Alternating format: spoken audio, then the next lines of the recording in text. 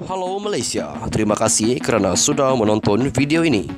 Sebelum kita bermula, sila pertimbangkan untuk tekan butang subscribe, like dan share. Berita perkembangan politik semasa dalam negara, perkembangan negara dan semuanya ada di dalam channel ini. Terima kasih kerana sudah menonton. Hai, hello Malaysia. Selamat malam tuan-tuan dan puan-puan. Seperti yang kita tahu, pada saat ini, pada ketika ini, Muhyiddin Yassin dan juga Wan Saiful Wanjan amat panas di sekitar artikel. Mana tidaknya Muhyiddin terlibat dengan isu rasuah. Manakala Wan Saiful pula sudah pun keluar daripada Bersatu. Namun satu artikel yang baru saya terima beberapa jam yang lepas dipetik daripada sumber yang boleh dipercayai, dipetik daripada PN News Online, mengatakan Muhyiddin, Wan Saiful patut malu dengan rakyat, jelas Isham Jalil. Ketua Penerangan UMNO Isham Jalil menyarankan Datuk Wan Saiful Wanjan untuk meminta maaf kepada rakyat Malaysia dan tidak perlu jadikan kesusahan rakyat sebagai pengalih perhatian ke atas kes rasuahnya. Beliau berkata demikian bagi membidas kenyataan Presiden Bersatu Tan Sri Muhyiddin Yassin yang menyatakan peletakan jawatan Wan Saiful sebagai Ketua Penerangan Bersatu tidak membuktikan dia bersalah. Muhyiddin kata Wan Saiful letak jawatan tidak bermakna dia yang bersalah. Dia kata itu adalah set standard Bersatu bila dituduh rasuah di mahkamah. Okeylah kalau begitu, bila Muhyiddin sendiri dituduh di mahkamah nanti, harap-harap dia ikut set standard ini. Inilah. Saya rasa tidaklah begitu. Tidaklah Muhyiddin buat begitu kalau dia dituduh di mahkamah nanti.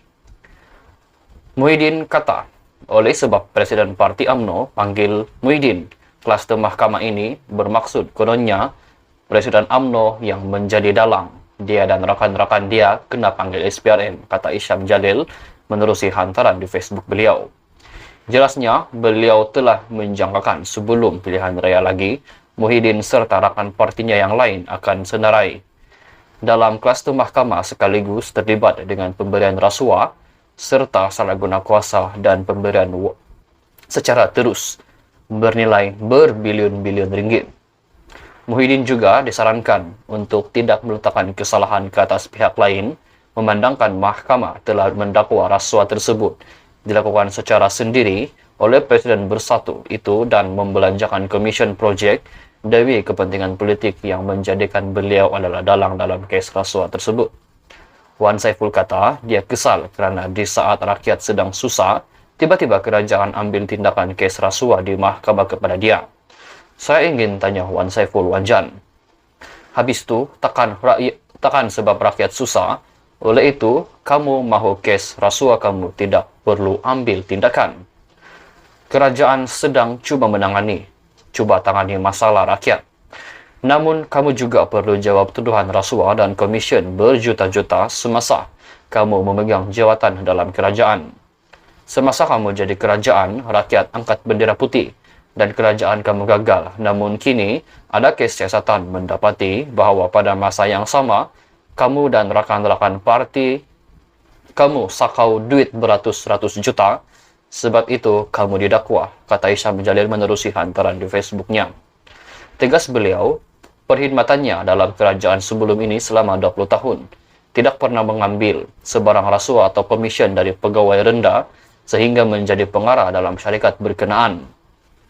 Namun, Wan Saiful serta rakan-rakannya didakwa mengambil duit sehingga berbilion-bilion ringgit walaupun hanya menjadi kerajaan selama 17 bulan dan terlibat dengan tuduhan kes rasuah nilai jutaan ringgit.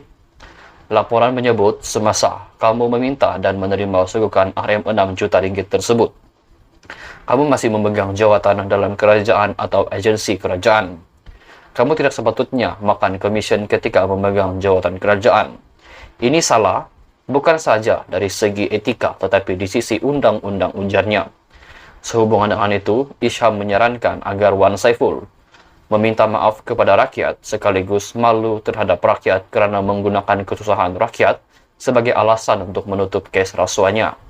Kepada Muhyiddin dan Wan Saiful dan pemimpin-pemimpin Perikatan Nasional yang lain, saya hanya ingin kata kepada kamu semua, berani buat, beranilah tanggung.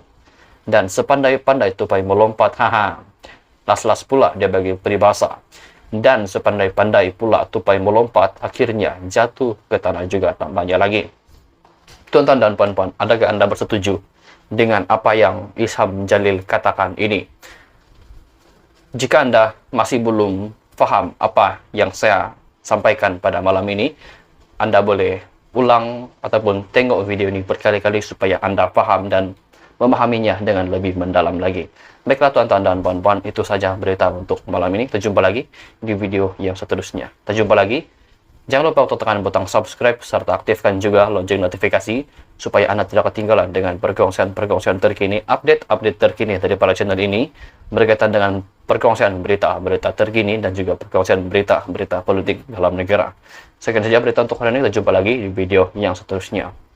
Bye-bye. Terima kasih kerana sudah menonton.